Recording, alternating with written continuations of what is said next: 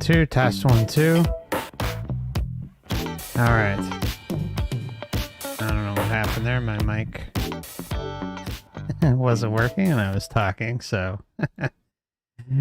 All right. So, hello everybody. And just as a reminder before we get started, this channel is for educational purposes only, or perhaps in the eyes of the law for entertainment purposes only. And everyone should always do their own research and come up with their own conclusions in the end. And I want to welcome you all to this Friday evening on the East Coast, April 28th, 2023. And missed you last weekend. I was out on a camping trip, decided last minute to head on out. Sorry about that. Decided last minute to head on out because the weather was really good. So had a nice trip there for about 5 nights. And so yeah, what was I going to say? Okay, so just want to say a quick hello to Renstar over on Odysee and everyone over on Twitch and Rumble, and hello YouTube. And want to thank True Detective for your kind message. Sending a love bomb to Mark and all the last timers. Thanks so much. Very much appreciated. Thank you for your continued support with the Last Timers Club. And before the NDE, just want to let everyone know who's in the live stream member category on YouTube and Odysee. The monthly members live stream is this Sunday, April 30th at 7 p.m. Eastern time. So keep an eye out for that. And more information will be posted on Sunday, but that is the normal time. Just as a reminder, the Last Timers Club monthly member stream is always the last Sunday of every month at 7 p.m. unless I kind of let you guys know otherwise. So, all right. So this near-death experience is an interesting one. Woman's name is Monika, and she has some dream premonitions that something's not right. Now, meanwhile, her and her family and friends have been going to this, I guess, ski resort, this one area, since she was young. I believe since she was a child. And for some reason, this time she had a bad vibe. Had a dream about a tunnel and all sorts of weird stuff. And then they get to the resort, and well, I guess I think it was like the first day or so goes okay, it's no problem. And then boom, she runs into a freaking avalanche. I mean, I don't know about you guys, but I think this is the first time I've ever run across an NDE related to an avalanche. I mean, it's just wild just to even consider that this could be a possibility of how you can die. So anyways, I'd like to get into it. It's not going to be a long stream tonight. I think we'll probably be here maybe an hour and a half tops. So sit back, relax, and let's get into it.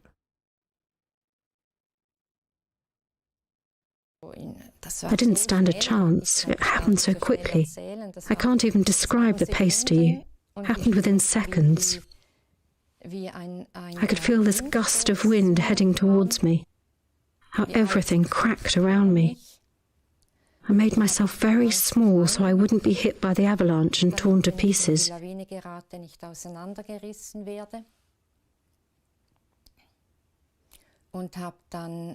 then I knew this would be my death.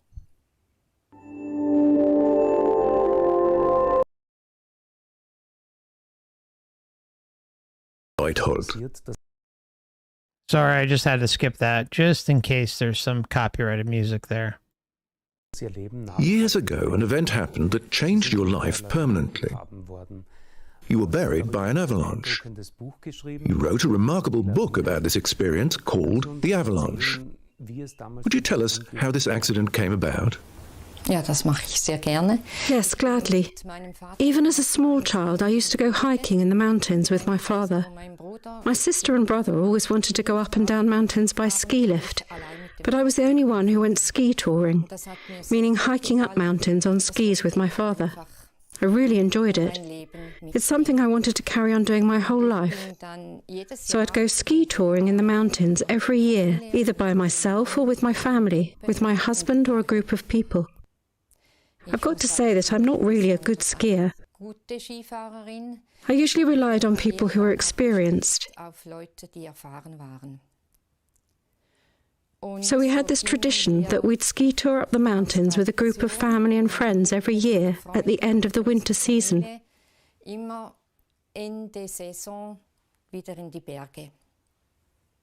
was like a ritual, like saying our farewells to winter. One year, my daughter organised the last tour. It was a new tour to Oberalp. As a child, I used to go there for ski holidays for years. I knew it very well, and I was looking forward to going there. We were a group of 7 people. 3 people from my family and 4 friends. But for some reason, I wasn't really into it that year. It had rained for a long time. The conditions weren't ideal. I didn't really know what was wrong with me. Before that, I'd had a weird dream that was about death and tunnels. So as you can see, before she even gets into it, it's like she's, the conditions aren't good, and she's about to talk about the dream. Before that, I'd had a weird dream that was about death and tunnels, about horrible things that were driving me to hell.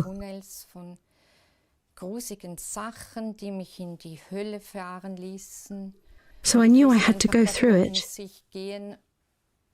But I woke up and had no... So did you hear that key thing right there that she said? Hopefully my mic levels are balanced out. I think I set it up wrong in the beginning, so if the audio levels are off with the video, please let me know. But as you can see, what did she say? She's like, oh, I knew I had to follow it.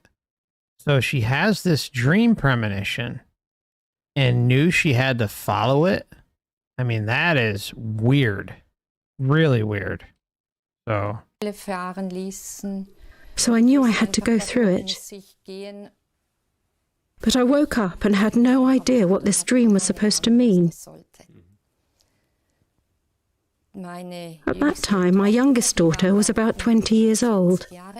She came home and told me that she had toothache. So I thought, all right, let's stay here. But it was her first tour, and she really wanted to come with us. So the daughter even has a toothache. That could be the decision whether she goes or not. But of course, it's her first time. She's looking forward to it. Talking about the daughter. And well, lo and behold, what happens? They go. And she really wanted to come with us. It was a gorgeous day. It was so beautiful. The train was packed and many ski tour groups were going up to Mägel's hut.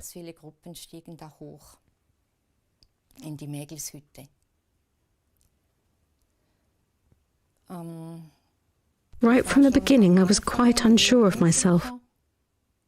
I slid off over and over again. My speed wasn't good.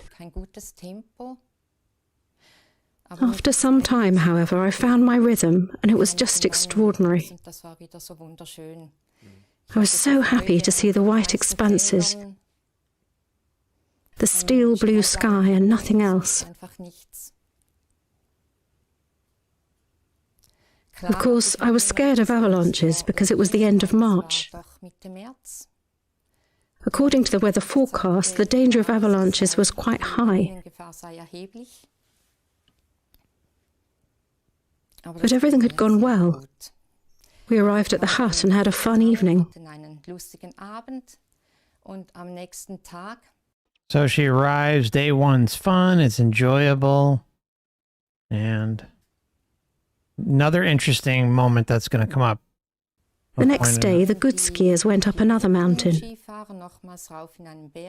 And a friend of mine, my daughter and I, went for a walk to the source of the River Rhine. That means you were already staying at the hut, and so you got the impression that everything had gone well, and that your fear had been unnecessary.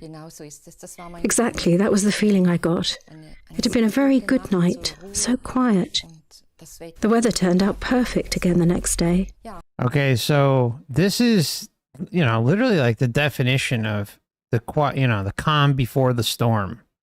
Everything's quiet, enjoyable, peaceful. Granted, yeah, she had her premonitions and reservations about everything, but it's really interesting how that type of thing can pop up depending on the situation, even with the most minor thing in life, but that can still impact you when it occurs. Like the calm before the storm thing is a very, very real, I guess we can call it phenomenon. I got. It had been a very good night, so quiet. The weather turned out perfect again the next day. That was, well, everything was fine again.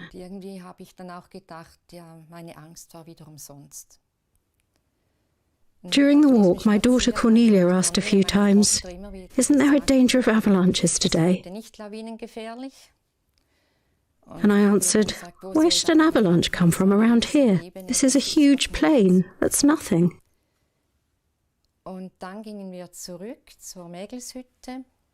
After that, we went back to Maegel's hut. We had some food there, and at that point, I already felt as if I was in a movie. I didn't really hear what the others were talking about. So she's saying that she felt like she was in a movie. I'm sorry I'm stopping it, but I mean, I think that's really important. You have the calm before the storm.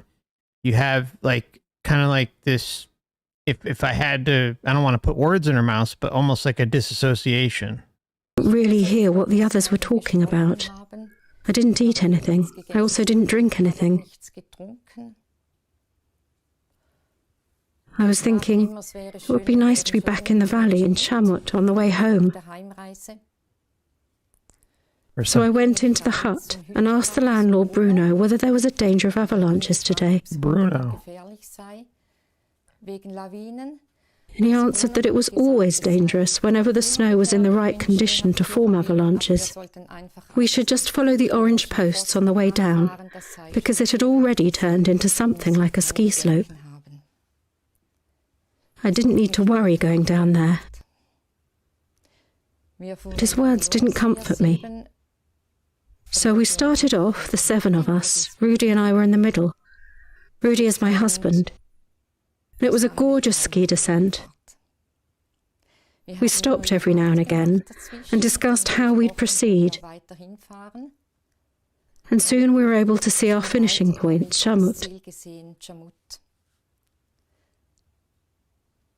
Then we skied to the Oberalp route.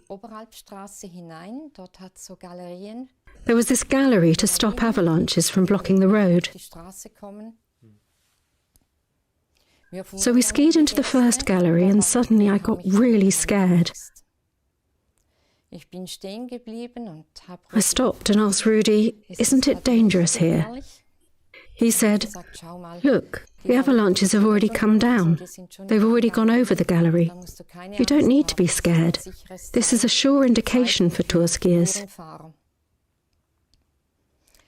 Then I moved on, and I was still extremely scared. I kept thinking that I should actually stop now. So, I mean, talk about like all of the red flags possible that could be thrown her way, and she's going up against it. Now, remember, this is the life script up front and center for us to see, and she's getting every warning sign in the book, and she's just going against it. And it makes you wonder if even, I mean, this is a real reach. There's obviously no way to say definitively whether this is true or not, but perhaps this is something she's experienced in her life script before, too. Some of these life scripts that we go through tend to repeat themselves. So perhaps this is something that's occurred before, but even throwing that away, all the red flags are there the entire time. And, you know, always, always, always listen to your intuition. Always. I kept thinking that I should actually stop now. When we came to the second gallery, I said, "I won't continue here, I just can't." My knees were like jelly and I felt very nauseated. 3 von unserer Gruppe, die waren schon weiter vorn. 3 people from our group were already far ahead of us, and 2 of them were behind us. Rudy said, "Come on, move." And I realised that I was playing up again shortly before the finishing point, so I moved on. I looked up the slope and saw that an avalanche was breaking loose. Damn. I didn't trust myself. I couldn't believe my eyes. I looked away and then up again. And I realised that it was really an avalanche and huge lumps were heading towards me. It was happening really fast. The people ahead of me were calling out, "Go back!" I didn't know whether I should go back or forth. And suddenly Rudy said, "Go back." I could see how he jumped up and turned. But it was as if I was stuck there. See, like when she says that, it's interesting, right? Says like she was stuck there. Something that sticks out in my head, I know I've brought up this example a number of times, is in the, what was it? I believe it was in the commentary of Destiny of Souls, which, I'm sorry, Journey of Souls. I did the cover-to-cover commentary that there are playlists available if you're interested in checking those out. But in one of the cases, and I'm sorry, I don't remember the name, I brought it up a bunch of times, there is a girl who is, her life script involves her getting, like, falling outside of a carriage, like, and don't quote me on all of this, I don't remember, I'm roughly kind of, you know, repeating it back, but she basically falls out of the carriage. But before that, her life script kind of involved her, at least from her words, wanting to experience life on Earth in a different way, where she can kind of be more of an observer and not have to worry about money and be able to read books and just kind of, and which in short meant her being disabled.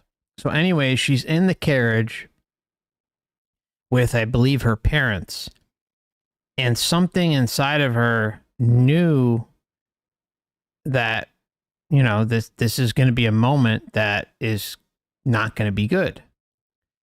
And she's fighting it, but the life script's kind of pushing her towards it. And she literally says that, you know, she had kind of been pushed out of the carriage, which of course led her to be confined to a wheelchair and experience life from that point of view. And yes, she did have parents who cared about her and were able to get her, you know, medical care and things like that. So she didn't have to worry about that. But it's just strange, right? How I think if we don't, like, and mind you, the awareness that she has of this is in her current lifetime, which is, you know, I don't know exactly when, but let's just say like 1970s, 80s, 90s, somewhere in there, right? So this is, you know, maybe 100 years, 150 years after that lifetime that she went through that, and it's very, very traumatic for her. But you know, it's like when she says she's frozen there, I don't know, I find that kind of interesting. The other thing that's interesting is how she mentions, what was it? Sorry, having a mind blank here. Yeah, that she was frozen. I can't remember. I'm sorry. I'll think of it. He jumped up and turned, but it was as if I was stuck there.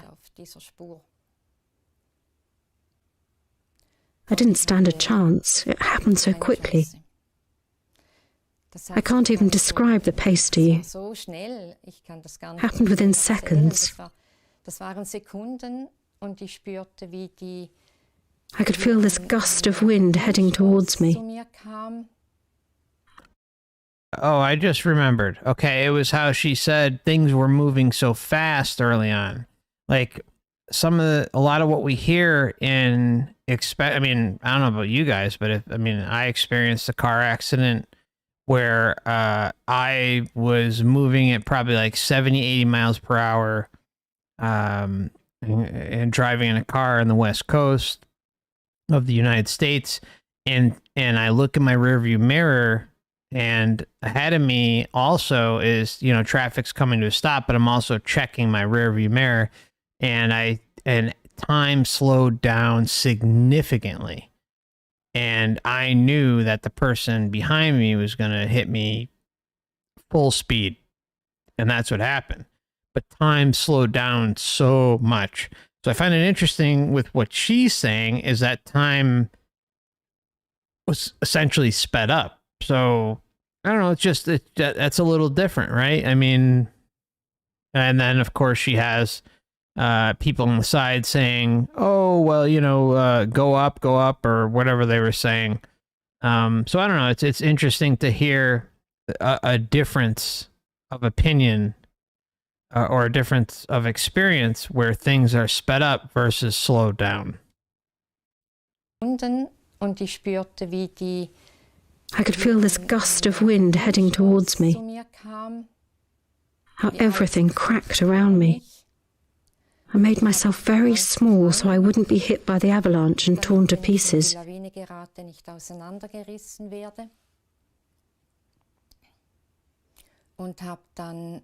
then I knew this would be my death.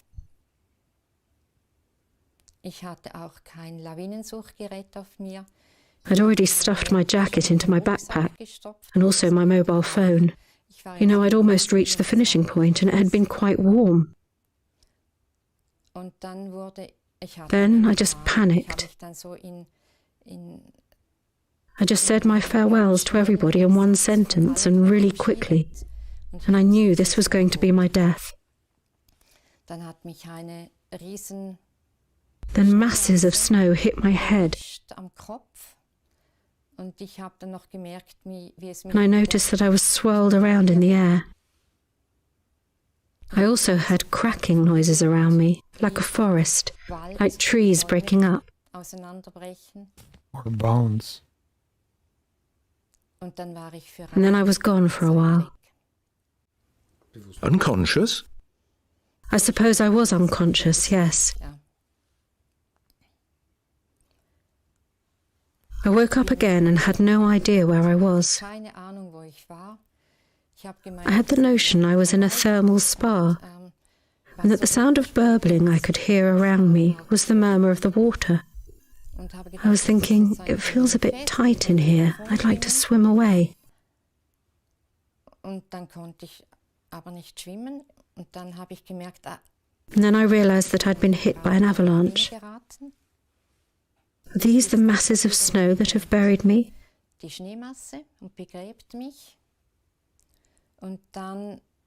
I realized that this was a serious situation.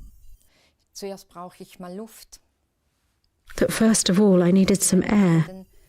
I tried to make some room with my hands and arms, but it didn't work. I didn't know where my arms were. I wanted to use my legs to make some room, but that didn't work either. Then I got really scared. I thought, now I'm going to be buried alive. I also realized that it was becoming tighter around me, greater pressure. I almost couldn't breathe anymore, and I was thinking, now I'll have to breathe very little, so it will last for a while. And I wanted to open my eyes, but couldn't. I only managed to open one eye a tiny bit, and everything was dark around me. And then I thought, well, okay, this isn't good. I must be covered by at least half a metre of snow. Otherwise, I'd still be able to get some light. I panicked.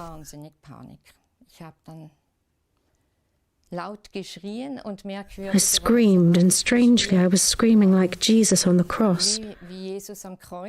Oh God, why did you leave me? But there was no sound. I thought I'd screamed very loudly, but it was just... Internal. Yes, internal. And I had a huge fear of death. Everything hurt. Well, I felt like I was suffocating. My whole body was in pain. I thought, at first I got very angry. Why did I join this stupid ski tour? I should have known better. I'd had the weird dream. I hadn't been in the mood for the ski touring trip, and I should have listened to my inner voice. But I didn't. I was devastated. And of course I felt sorry for myself. I would have liked to experience more in life. And now it was over.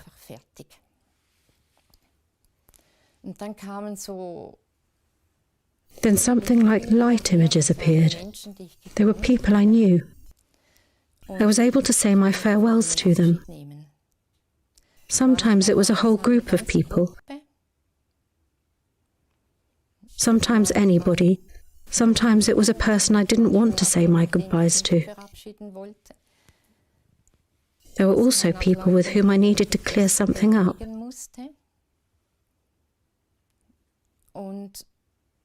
But this was beautiful because I was able to resolve some things. I could reconcile my mistakes or... Now, see, this is really unique. You really don't see this that often. So something I think that we need to kind of talk about with especially like end of life care, hospice, you know, those who are kind of on their way out and know there are situations, and we've gone over this in previous videos in the past, and it's a very, very, you know, this is very, very common. It's not something that is rare or what have you. Those who are on their deathbed often want closure or need closure. And that could be things like your mother, your father, your friends, other family members, whatever the case may be. You know, they're on their deathbed and they are wanting to kind of go through the list of individuals that they've spent time with in this incarnation. Now, some of that could be, you know, just like, hey, you know, it's like someone you care about, you know, you love, and you just want the closure and let them know that you care about them. And then there are others that are kind of nestled away, but for some reason they are important to you. And these could be individuals that you may not have spoken with for years or sometimes even decades. We've seen in cases of deathbed visions, visitations, and just trying to kind of close things out before you leave. And it's interesting because you can have all sorts of hang-ups. You can have you may feel like you need to make good or make right on things, like on individuals you may have hurt along the way. And this is a really, really unique case because you don't really see this that often in a near-death experience. So it really kind of opens things up to ask, well, you know, was Monika kind of really at the end in this situation? Like, was she perhaps supposed to die? I don't think so personally, because I think, you know, our death date is probably etched in stone, and of course your free will could deviate the death date in some form, but in general I don't think it's going to be expanded for multiple years or decades or something like that. I just it does seem fairly set. Could be wrong on that. You know, I'm just kind of shooting from the hip on that and taking a guess, but it's really, really interesting. Like there are cases out there, and these are, again, we've gone over some of them where you know, deathbed visions, visitations, where someone there's like, you'll have a nurse there, a hospice nurse or a doctor or both, or a family member, and the individual who's dying is hanging on and hanging on, and the nurse is like going down a list. The family member is going down a list, and most of the time the nurse is going to tell the family, like, look, you know, is there anyone that is keeping them here, because they know that they're supposed to be moving on. Like it's time for them to go.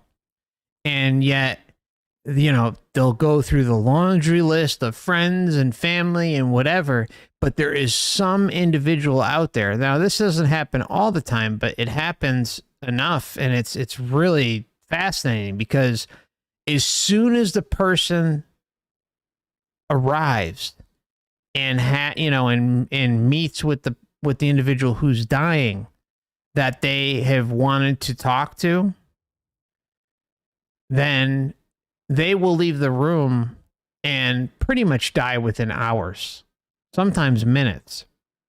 So it's like there's always these individuals out there, and like kind of like a list. And if that list is kind of checked off, then the individual will go who's dying. But if there's one remaining, or even a few remaining, that person will hang on until that closure's there. So it's really, really interesting to hear Monika discuss this in a near-death experience. Again, it's a really, really unique case. It almost really makes you wonder, like, was she supposed to go in this incident? I mean, the build-up and everything, I don't know. I mean, who knows? But really, really fascinating when you kind of look at it through the lens of what she experienced and what deathbed visions and visitation patients experience. Sometimes it was a whole group of people. Sometimes anybody. Sometimes it was a person I didn't want to say my goodbyes to. There were also people with whom I needed to clear something up. All right, so we also have her mentioning that there were some individuals that she didn't want to be reminded of. She didn't want to clear this up. And I'm sorry, I know I'm pausing it again, but, you know, this is another thing we've talked about a lot.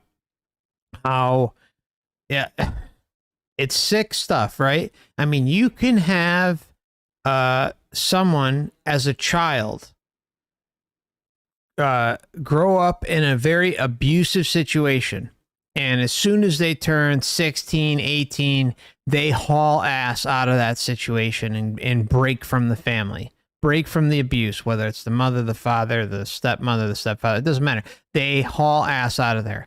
In many, not some cases, but in many cases, they have made a conscious decision not to interact or be associated with a certain individual or individuals for the rest of their life. If not, you know, very, very sporadic, like, you know, accidental interactions that they didn't want, but they just happened to occur, right?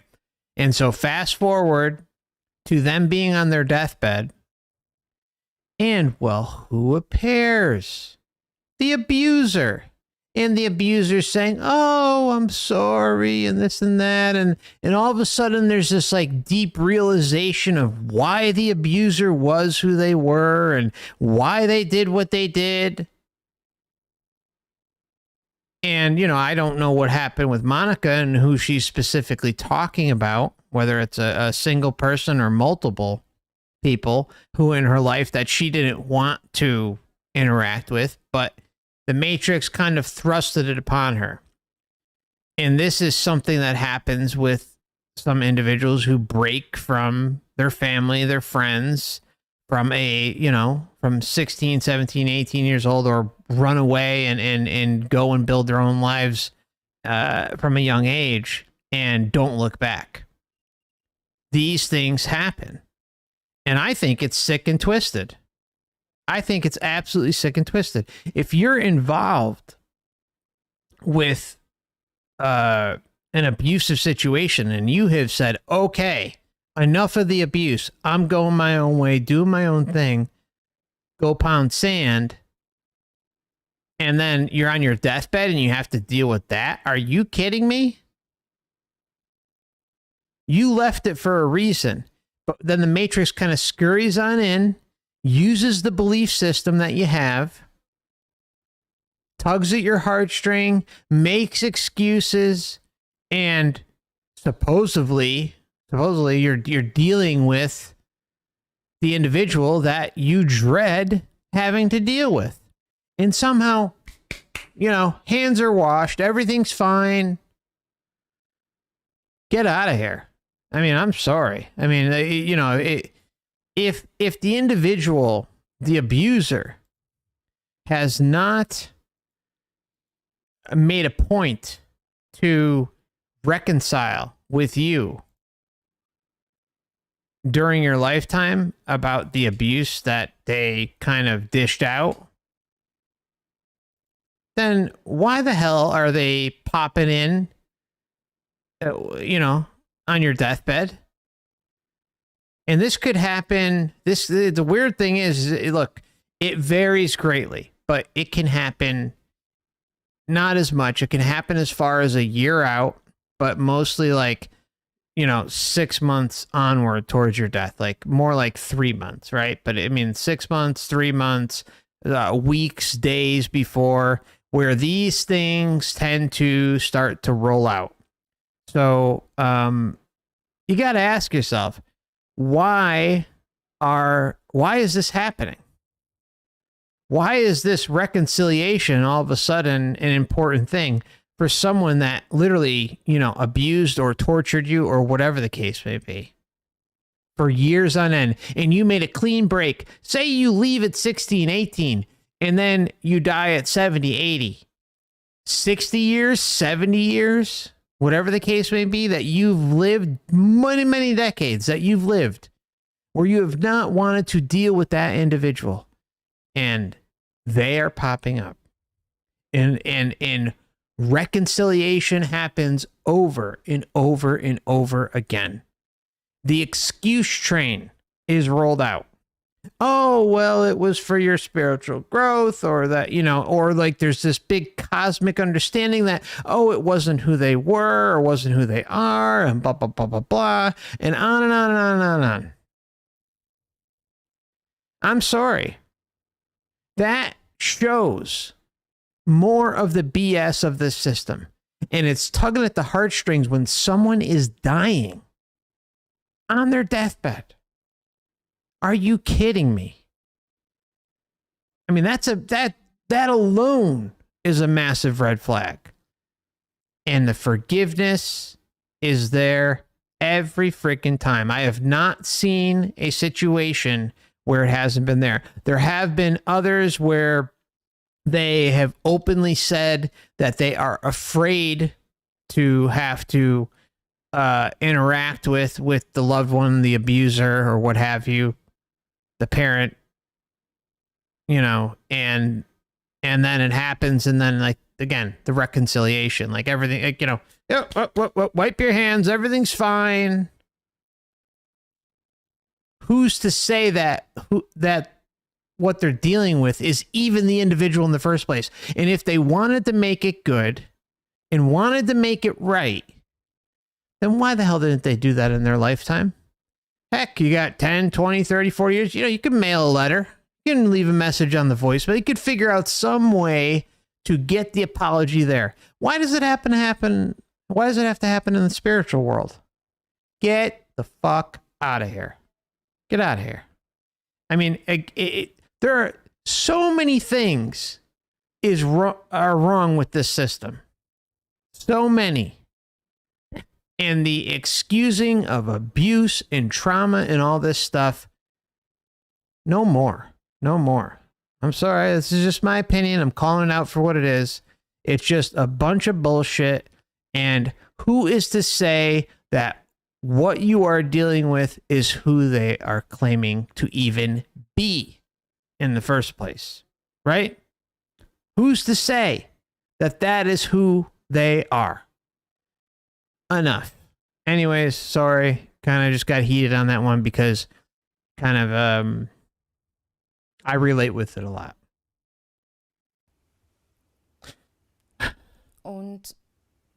But this was beautiful because I was able to resolve some things. I could reconcile my mistakes or faults.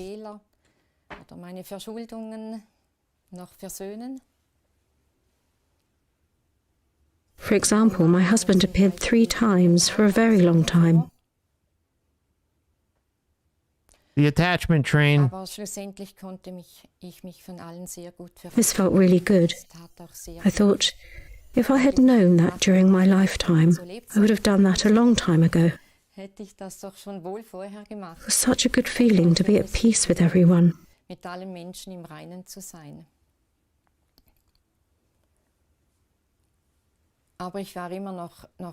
was still desperate. I knew that I was close to death because I was seeing these images.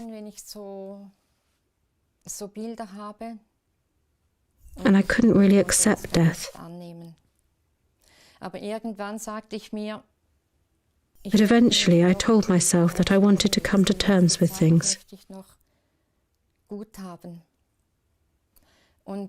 I wanted to feel okay during the time I still had. As soon as I had said this, I felt lighter. The pain disappeared. Interesting, isn't it? Interesting. So she clears out, she openly admits to us, Monika openly says to us that as soon as she did this, boom, things changed. Things started to clear up. She had to cling to the attachments, you know, whether it's the husband or the children or whoever she didn't want to see. She had to clear out all this stuff and stay attached. And then boom, what did the Matrix do? Flip the script and welcomed her with open arms. If it screams deception. Because this moment happens all the time. Granted, it's a little different in this scenario with her near-death experience, but it's like if the attachments are seeked out, if the attachments are continued to be reaffirmed, then once that's kind of done, then boom, you know, the next phase begins, which, you know, it could be Jesus, it could be God, it could be Buddha, Muhammad, or angels, or whatever the case would be. And in her case, it's angels. And what do you know? The angel appears.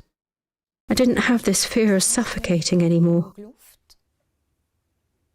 There was enough oxygen for me.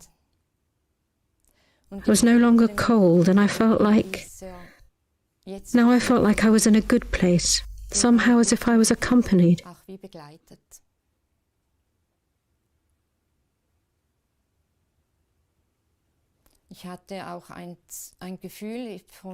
also had a feeling of contentment and safety, while I was completely aware that I would die now. And a film started playing. It was my biography. Life review. Actually, I didn't want to watch it. I wasn't in the mood for watching all those uncomfortable moments and reliving them. And you know why she's saying that? She's saying that because that is, you know, like we've talked about many times, all the leading researchers within near-death experiences, they talk about with the life review, how, you know, you get basically a synopsis of your life in pictures, video, the things you've done wrong, or those who you've wronged. You live out the misdeeds that you've done through them as if you were experiencing it in their shoes. And that's why she's saying, I didn't want to experience this. This is the fear, guilt, shame matrix up front and center for all of us to see. And she's laying it out, just like all the other NDErs. I mean, we see this constantly. So, in her case, it's a little different, right? I mean, you know, she's saying, oh, I didn't want to see it, this and that. I mean, we don't really hear that all that often. We hear how they don't want to come back and all that stuff. But interesting to hear her say, I didn't want to deal with that. I wasn't up to it, blah, blah, blah, blah. You know, I get it, Monika. I get it. Actually, I didn't want to watch it. I wasn't in the mood for watching all those uncomfortable moments and reliving them. But it was still playing. I could also turn away when I didn't want to watch something. I felt that everything was happening again.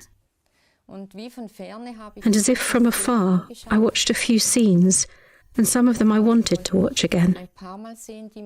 They were the ones that hadn't been that clear to me. And just as I had said goodbye to people, I was able to say goodbye to my biography. Then the film finished. I then realized that everything had a purpose. Well, that I was born, that I lived through phases. I also realized that the avalanche and being buried by the avalanche had a purpose as well. And everything was good for me.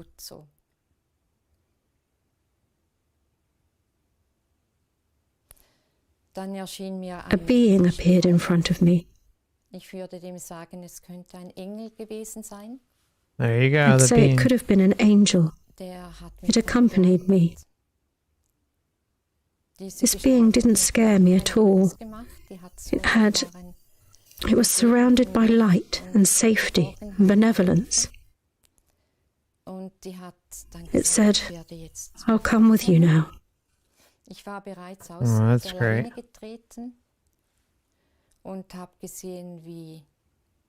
I'd already stepped out of the avalanche and now saw my daughter Cornelia sitting in the snow. Cornelius. She was being taken care of by other people. I saw how my husband, Rudy, was desperately running around in the snow looking for me. I saw how Ollie tried to comfort Rudy, and how distressed my daughter Angelica was, and that she was being comforted by Sonia, her friend. And I saw, well, that this was life down here on earth, but that I'd go now. The angel asked me if I had another wish. What is it, a genie? And I had lots of questions. I wanted to know who God was. Oh boy. They'll gladly provide that one. And the angel answered, "You know that already." I was immersed in such a feeling of peace, happiness, and safety that I told him, "Yes, that's true." So, this is, again, it's the love, peace, whatever the case may be. This is the drugging, the euphoria love bomb, or euphoria bomb that occurs time and time and time again. So it is clearly a manipulation tactic. And remember, she went through, we saw kind of like how this whole NDE progressed, and it only moved forward once the attachments were continually reaffirmed and all this other stuff. And then boom, things change. She's chilling with this angel. She's got, she's content, it's love, it's caring, it's all this other stuff. And well, it sets up the roadmap for the continued deception. And it just never ends. It never ends. It's so in our face, my friends. I know what that is and who that is. I asked a lot of questions about mathematics that I'd never understood, and about medicine. I was an auxiliary nurse, and there were many things I hadn't understood in that field, a lot of contexts. The angel explained everything to me, and it was beautiful. I thought, I'd like to go to the hospital now. Then I could explain everything to the students there. And I realized that all the questions had been answered. Okay, so I'm going to rewind it just a little bit, but you notice how, she all of a sudden, she wants to go to the hospital. Now, as you listen to Monika's NDE it becomes pretty clear that there is definitely some memory wipe going on, because there are portions missing, or at least, we don't get the details in this interview, but we see this in many, many NDE cases where they all of a sudden, they'll go through a life review, or they'll be interacting with who they think is God or Jesus or Buddha, Muhammad, or Grandpappy Winston, or whoever it is, right? There's always something out there that, and then all of a sudden, boom, they have the thought process of, oh, what about my life on Earth? What about, it could be anything. It could be, like in her case, it's the hospital. She wants to go back to the hospital. Or it could be her children. It could be her husband. It could be her mother, father, grandmother, grandpa, whoever, right? And amazing how that just pops up constantly. You got to ask yourself, remember, like later on, coming up soon, when she gets back, she talks about how her soul was injured.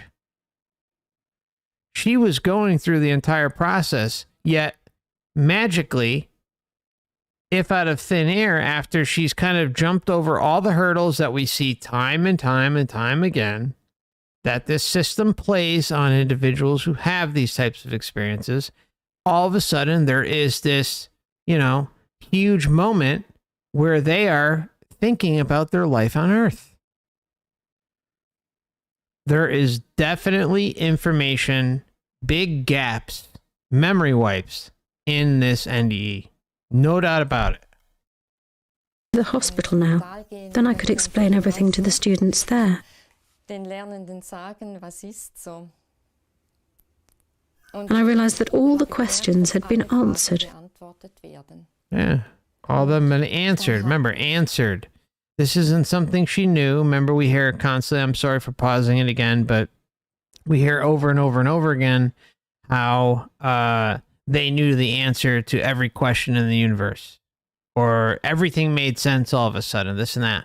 But when you really listen to what they said, or what they say, is they are conveying that they are being given information. This isn't information that they naturally know, it's organic, it's coming from their essence. No, it's information being given, or they'll sometimes use the word downloaded or received or whatever. They are seeking counsel outside of themselves, and the Matrix is delivering its cookie cutter answers of deception.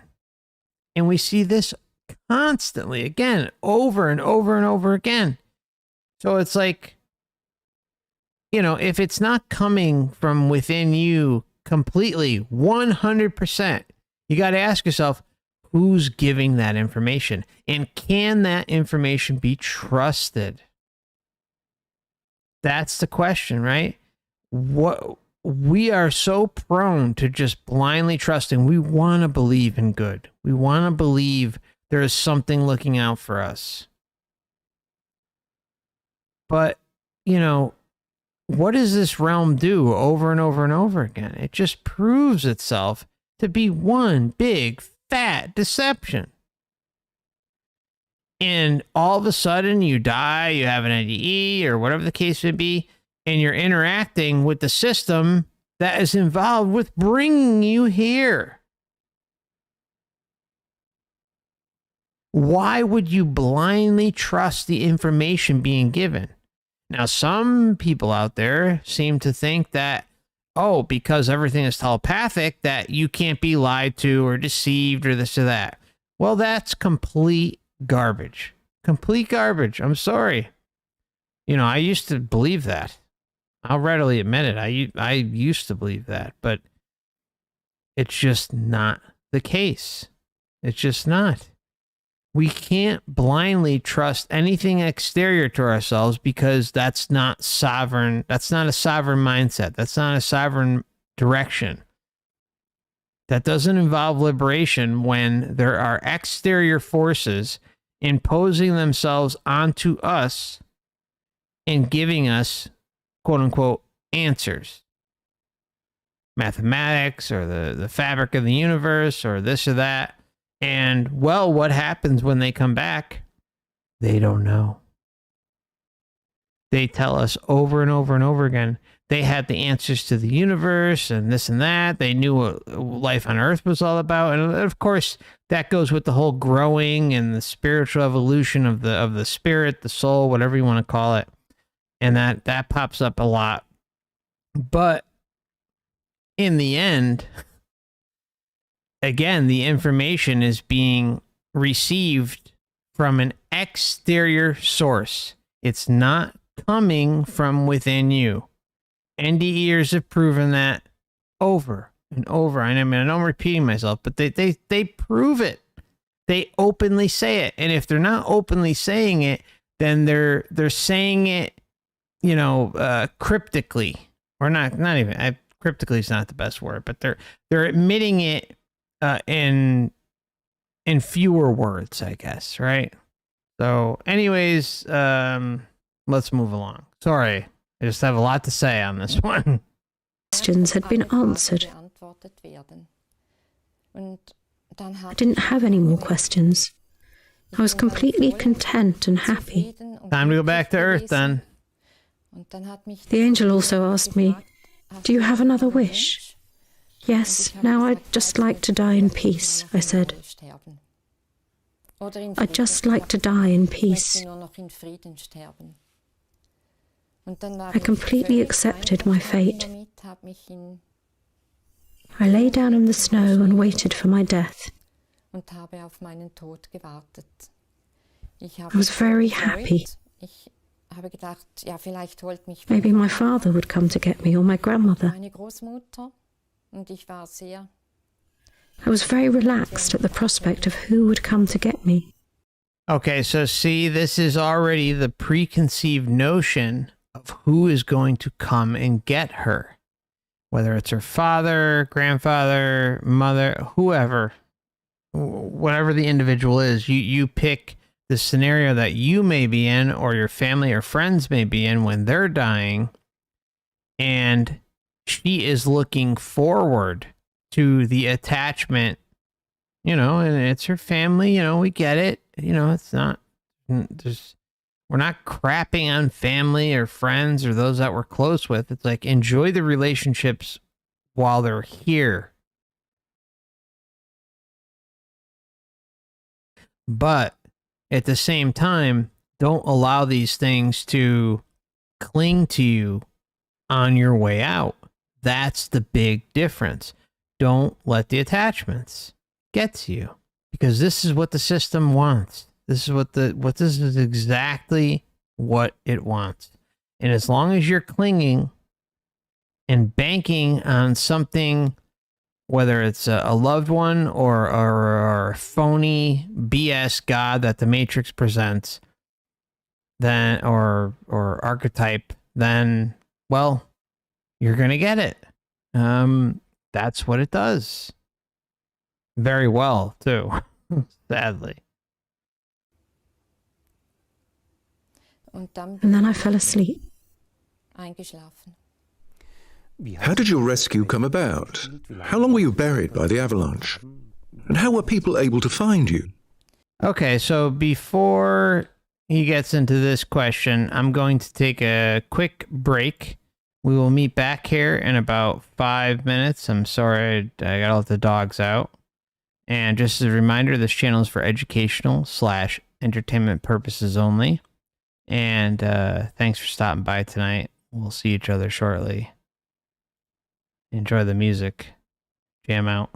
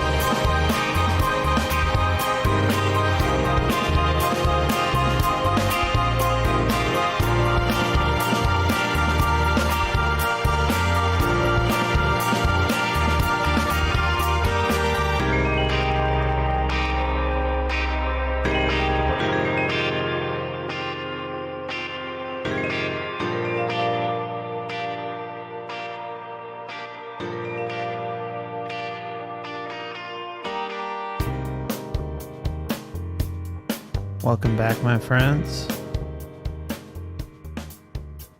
Just as a reminder, this channel is for educational / entertainment purposes only. in accordance with the law.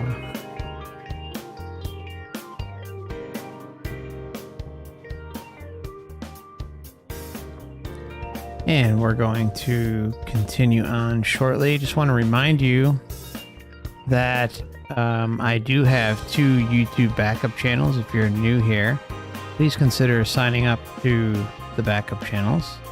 It's just there. They're parked there as a precaution, and you can find those in the description tab.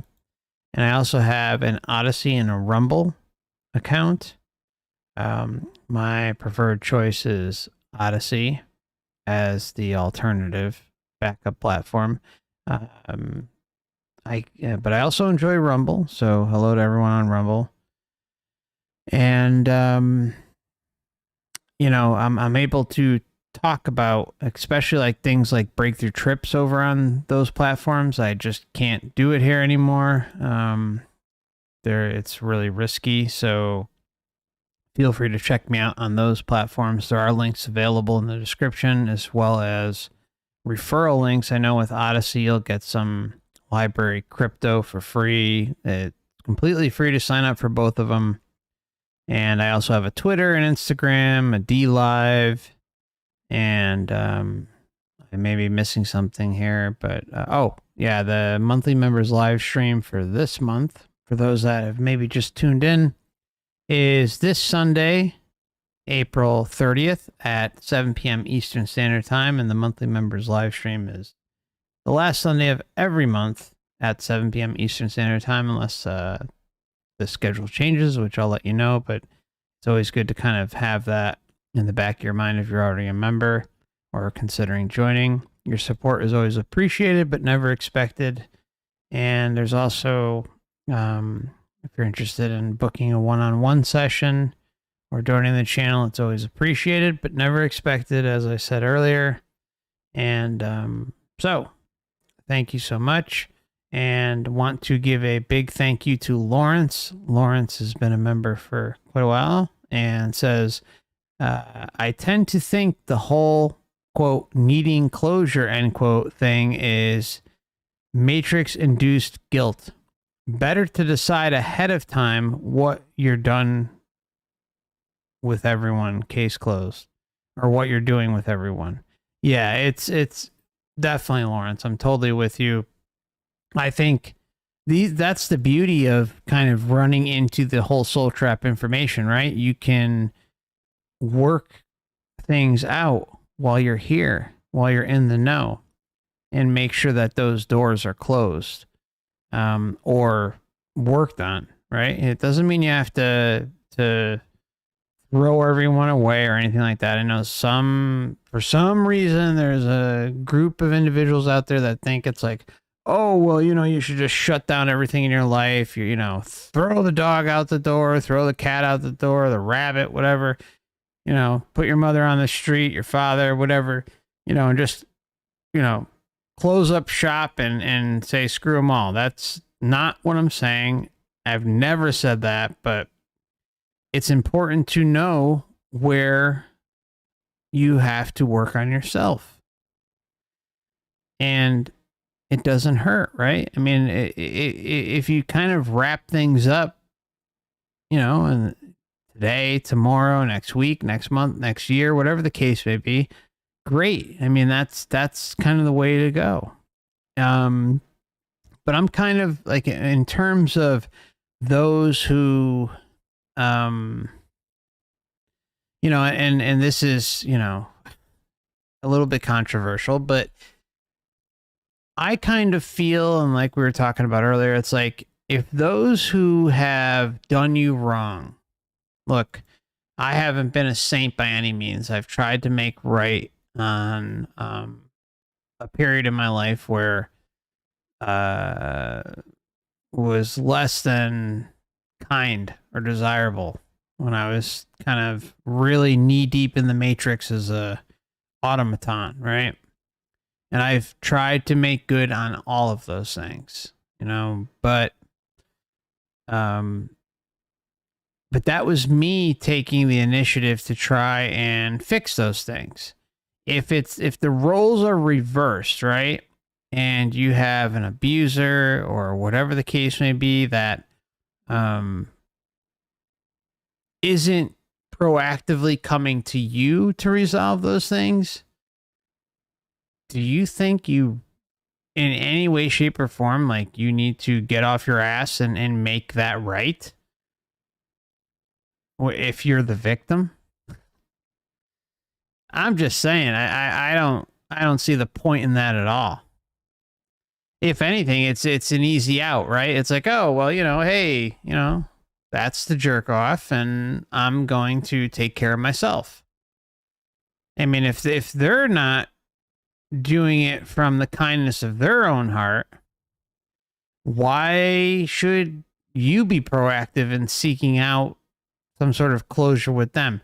But with that being said, if that's something you feel needs to be done, then go for it, right? Whatever you feel is best for you. That's all that matters. So please keep that in mind. Like, don't just take what I'm saying to the bank and adjust accordingly. Just do what you need to do that works for yourself or works for you, right? That's all that matters. So, thanks, Lawrence. Good to see you, my friend. Tom S., good to see you. Tom S. says, excellent work as always, Mark. Thanks, brother. I appreciate it. Good to see you. It's been a while. Hope you're doing well out there. Okay, so we're going to move along and finish out this NDE. I think we probably got maybe another 30 minutes tops, hopefully. All right, so let's get this rolling. Großmutter und ich war sehr. I was very relaxed at the prospect of who would come to get me. And then I fell asleep. Eingeschlafen. How did your rescue come about? How long were you buried by the avalanche? And how were people able to find you? Ja, also das. Well, the actual time I was buried for was between 20 minutes and half an hour. But to me it felt like years. There was no time for me anymore. But if I had to translate it into present time, the experiences felt like years. Just behind our group, there'd been a group of tour skiers with a guide, a mountain guide who had seen whereabouts I would be.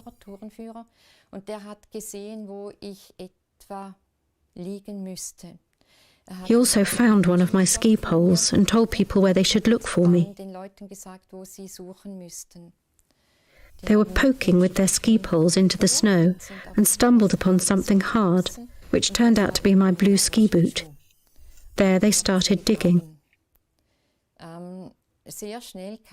Soon the mountain rescuers arrived as well. They were stationed in Andermatt, which wasn't far. They helped to dig me out. The snow was hard as cement, so it was difficult. They had to use pickaxes, and that's how I experienced it. I woke up and everything was dark around me. I felt as if I was in a sphere, and I felt very, very heavy. I wasn't happy that I'd been... So she felt like she was in a sphere.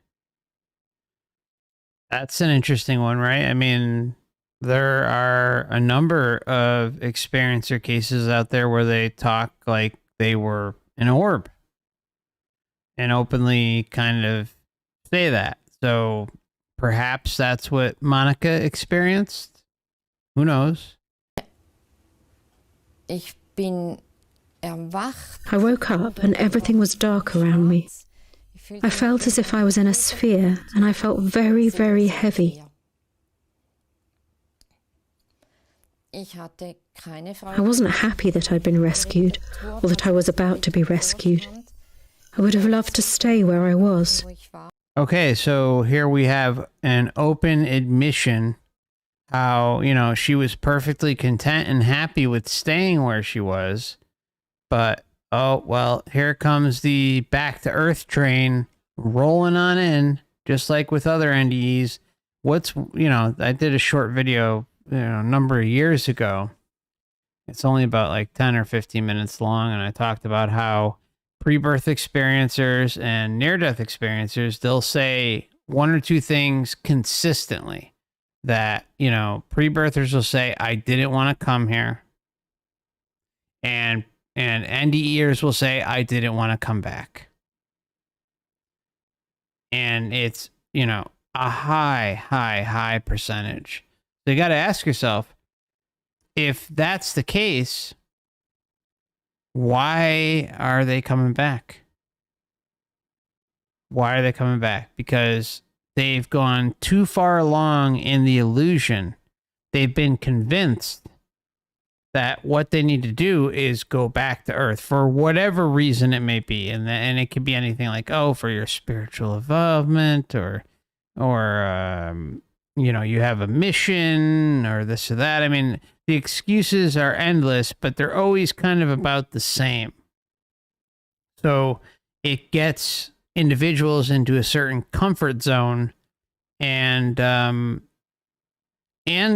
quite frankly, even with like pre-birth memory experiencers, they can be convinced of something like, you need to go and reincarnate to help out, this member of your soul group, or you need to do this, or you need, you got to work on compassion or empathy or whatever the case may be. It's part of your spiritual involvement. And it just goes on and on and on. I mean, these cases reveal themselves consistently. That's the beauty of it. It's like we can see right through the deception.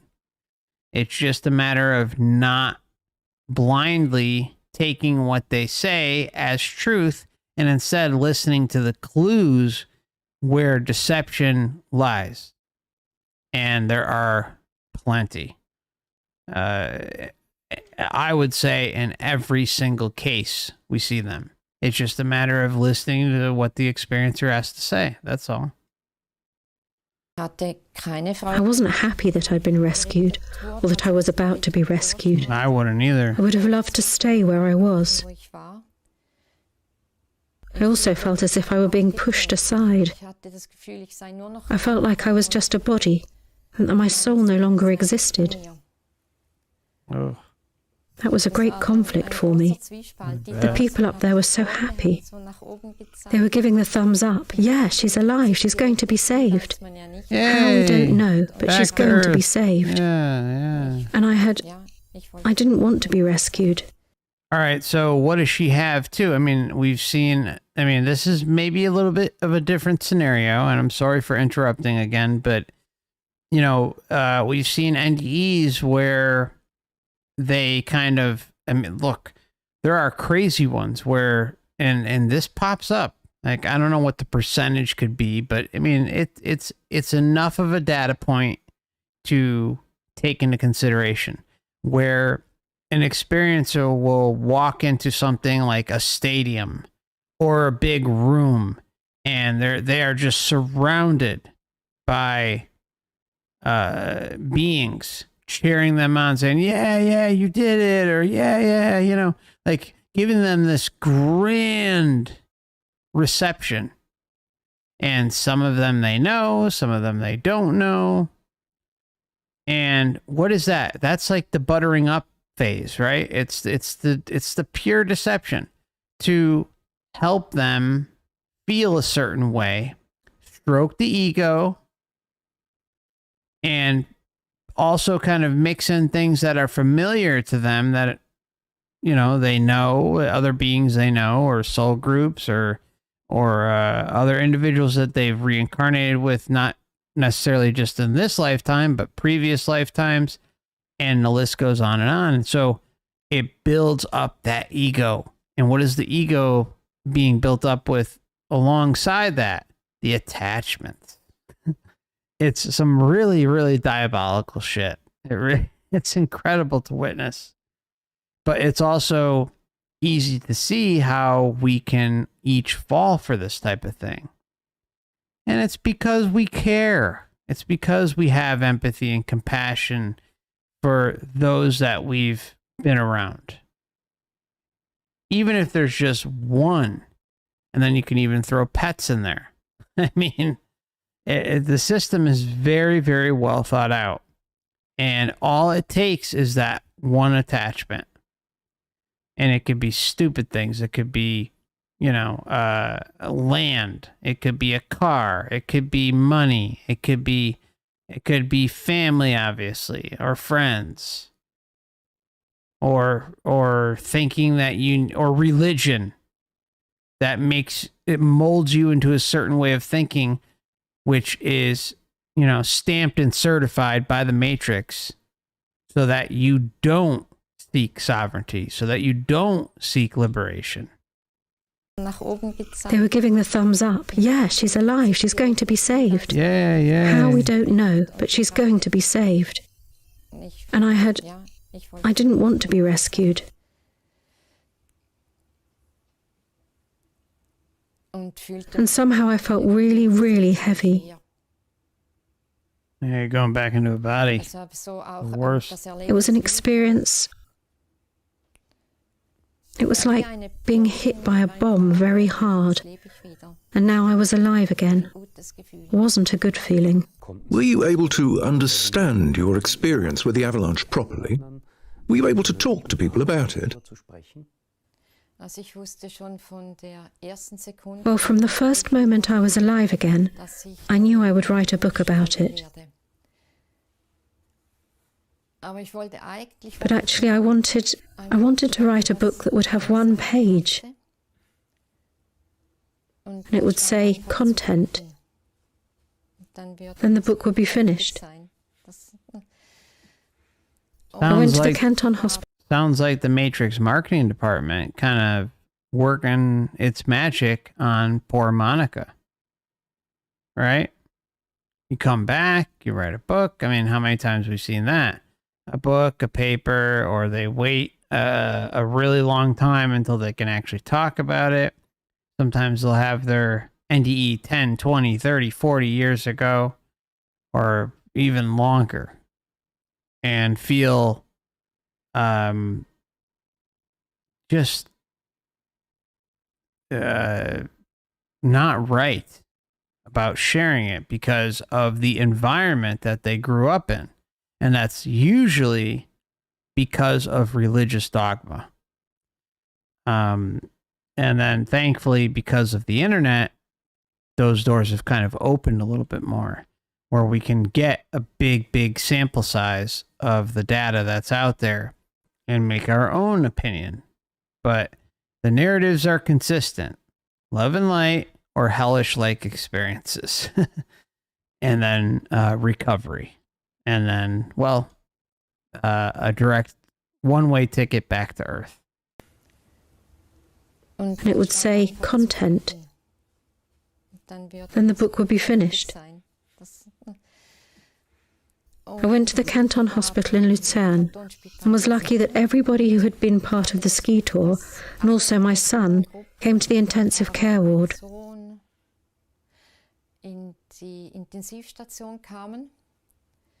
I felt a strong need to talk to people about my experience.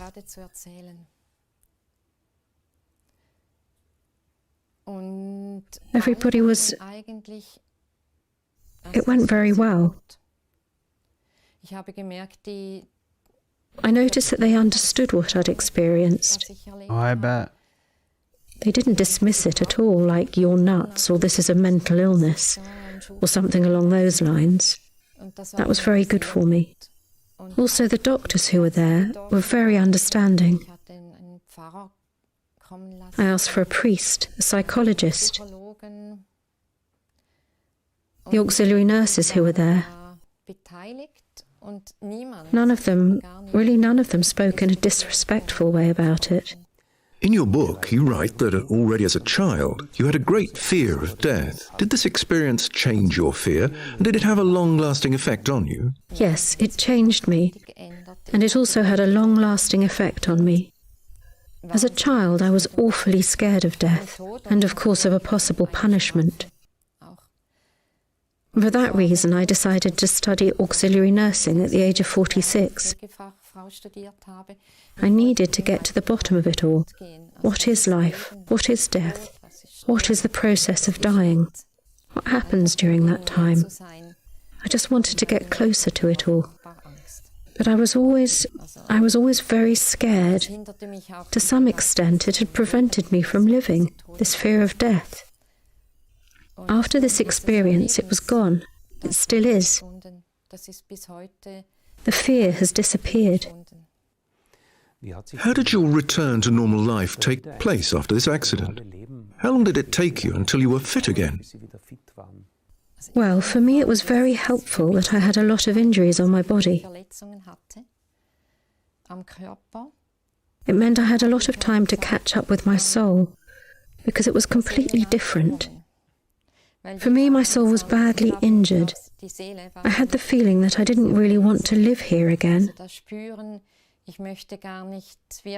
I wanted to be an Oberab, because it was as if I'd left a piece of my soul up there on the mountain. It was like not coming back anymore. I don't want to go into too much detail when it comes to my injuries, but it took quite some time. I'd say it took about half a year before I really got better. I also had the same amount of time to recover mentally. I have to admit that I felt at my limit quite often. I had this longing for death and to die somewhere or somehow. So that's someone who's come back. Now, mind you, one of the things that's not really talked about all that much are how NDEers kind of go into depression. They have a very, very difficult go at it once they get back. And that can range from, usually on average, up to 2 years. It could go longer. Most individuals who are married or have a girlfriend or a boyfriend at the time, the chance of them breaking up is very, very high. I think it's, I don't remember the exact numbers, but I think Moody had mentioned 70 or 80%. It's high, very, very high. So they go through a shitstorm when they get back here, and can't help but have compassion and empathy for that, right? Especially if they feel their soul was injured and that they didn't want to come back. They were content with where they were. And then you have the other individuals out there who have a hellish-like experience, or not even, or it could even be a love and light experience, and they feel like they got kicked out of God's kingdom. How screwed up is that? How can that not be clarified and conveyed to them in a good way before they toss them back here? Now, granted, those experiences aren't as prevalent, but they occur. And then those that have the hellish or negative type NDEs, they come back and are surrounded by the love and light narrative. While most, if not, well, I won't say all, but most of those types of experiences, the negative, the hellish-like ones, are tossed away to the side, especially by the big research organizations that are out there that give us the data. Those things will not be shared, or they will rarely be shared, and that there's a whole apparatus set up to make sure that those things are contained and taken care of. Meanwhile, they come back, they have all these questions, they might not even know what the hell happened to them. And there's a whole industry ready and waiting to take advantage of them or change their mind. But just imagine having an NDE and feeling like you got kicked out of God's kingdom, or having a negative NDE and having to come back to all these narratives that were nothing like what you experienced. And there is again, I can't say it enough, there is a completely set up job going on to prevent those who have those types of experiences from sharing what happened to them in the public. And if they are being shared, they're contained. Why is that? Ask yourself, why is that? These are facts. These are things that occur. These industries have proven themselves to censor and hold back information from not just us, but those who actually experience these types of things. It's not right. It's not right. We all deserve the big picture, and it's being hidden from us, or at least squashed.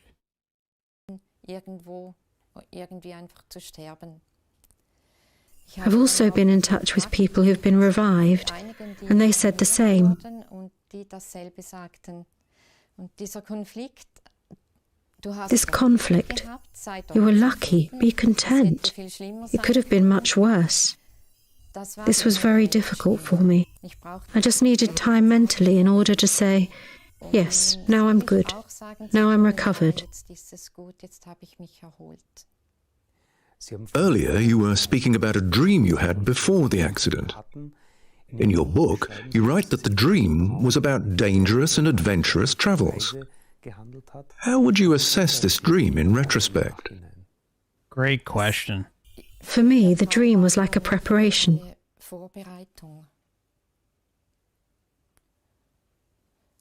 Meaning I would have been able to escape my fate. Well, today I have the feeling that wherever I'd been, the avalanche would have caught me. It's just that it was an avalanche. It could have been a car accident too. Now see But from today's standpoint, that's interesting, right? And that's kind of how I feel. I feel like even if she went with her gut and decided to not go to the ski slopes and averted the avalanche, something else would take its place.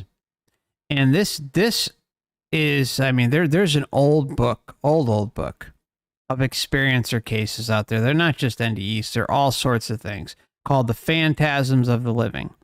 And there's a case I remember very, very clearly in that book where there is I think a man talking to his wife, and he has dream premonitions of his own death, right? And the whole thing plays out in his dream, and what he does is try to divert it by not doing what the dream predicted was going to happen. Well, mind you, something happened, and they ended up staying wherever they were. I think they were on vacation or something, and they ended up staying a little bit longer, and he died in a somewhat similar manner as to what the dream premonition was. So it seems like no matter what, if you do have these premonitions about what can happen to you, always listen, right? It's the early warning signal. It's like the bat symbol, just, blasting out into the sky. It's important to pay attention to these notifications.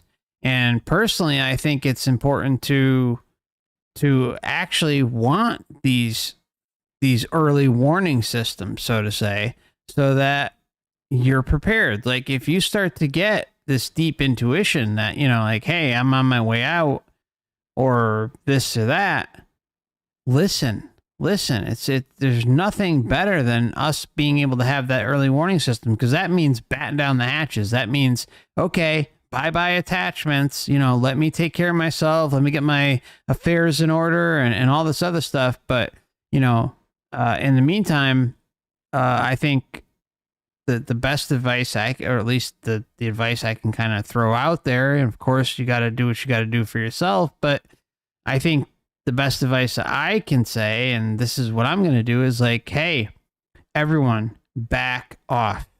Leave me alone. Let me do my thing. I'm going to get everything set up the way it needs to in an urgent manner, as quickly as possible. And then I want to be left alone. That's when the rubber meets the road, right?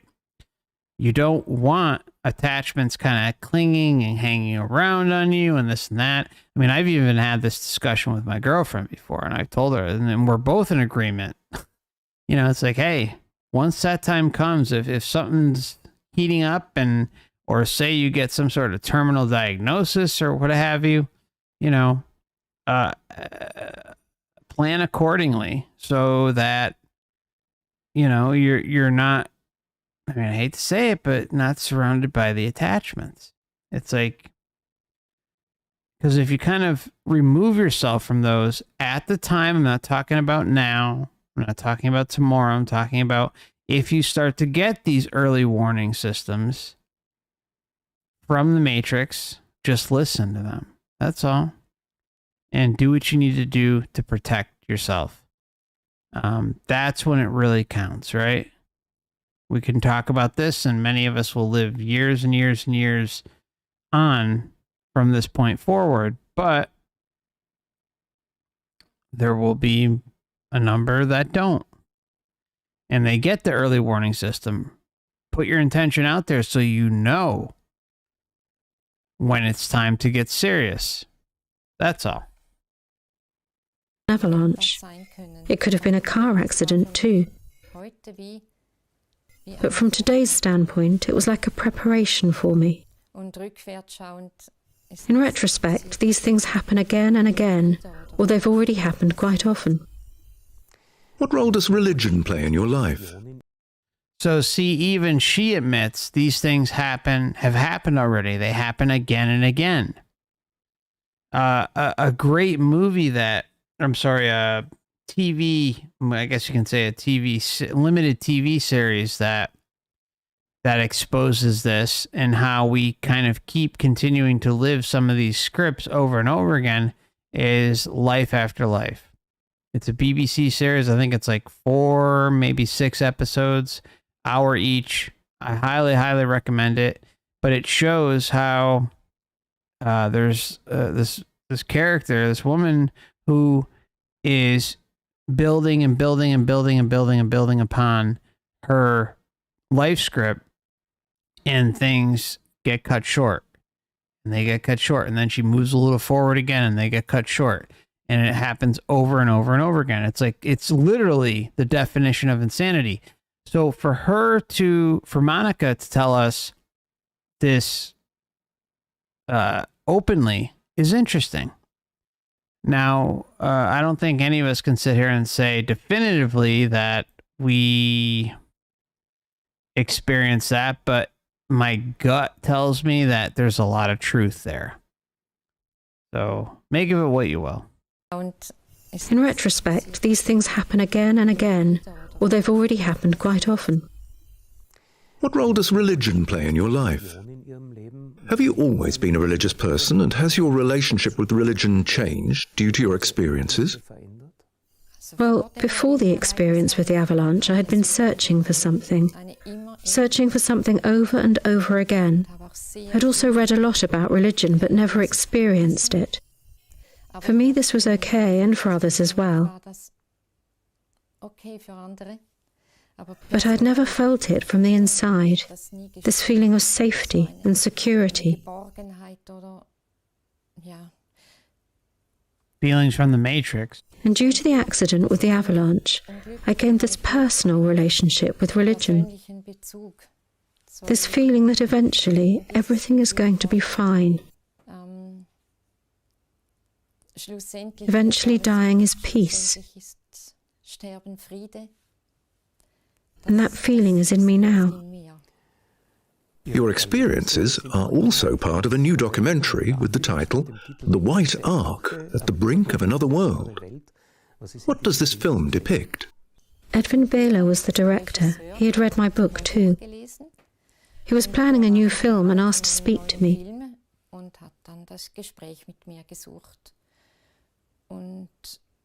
With my help, he wanted to show what effect a dramatic experience has over a long period of time.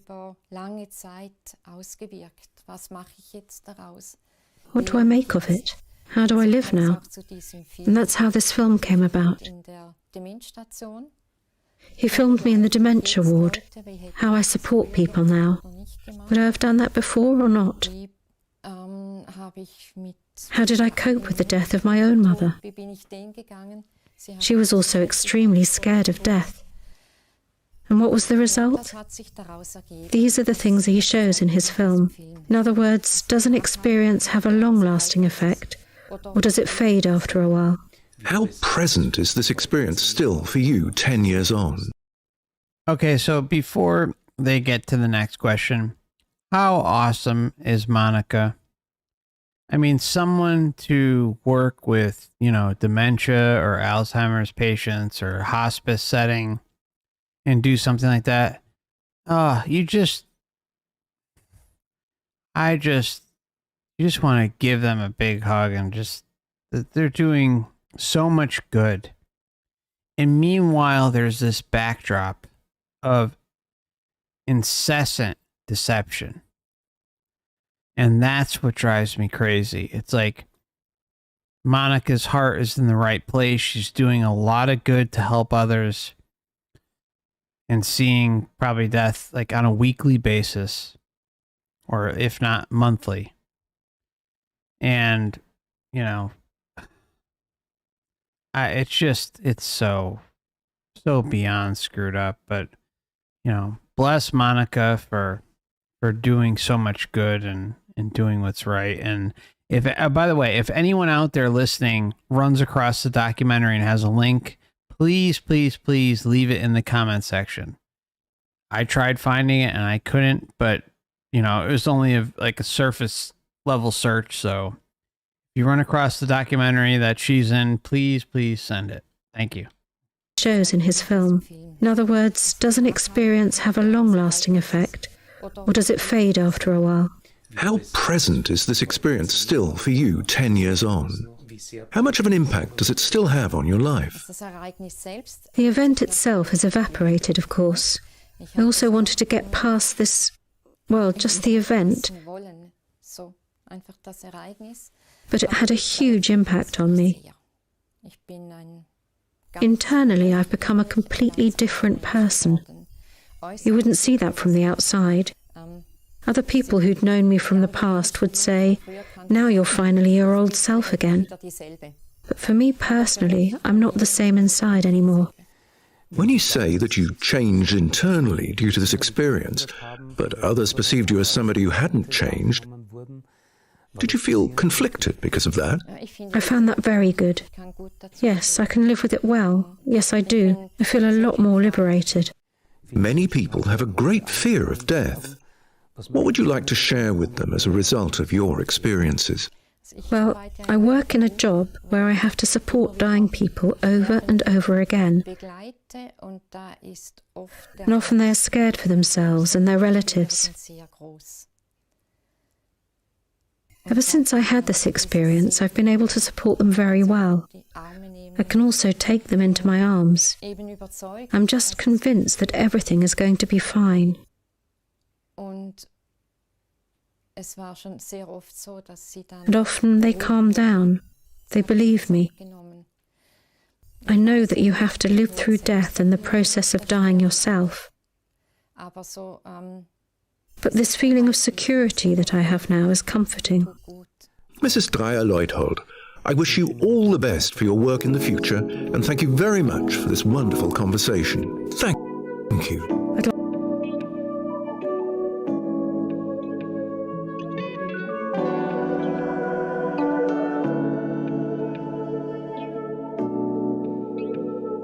All right, everybody. So that's gonna wrap things up for this stream. I want to give a big thank you to each and every one of you for stopping by tonight. And There may be a stream tomorrow. I'm not 100% sure. Talking about Saturday, April 29th, but if not, the member stream will be on April 30th at 7 p.m. But we may see each other tomorrow night. So stay safe out there, and appreciate each and every one of you. Thank you, Shannon. Always good to see you, my friend. And everyone else out there, much love. Thank you. Hope you enjoyed tonight. Please consider hitting the like button on the way out if you don't mind. Help spread the word.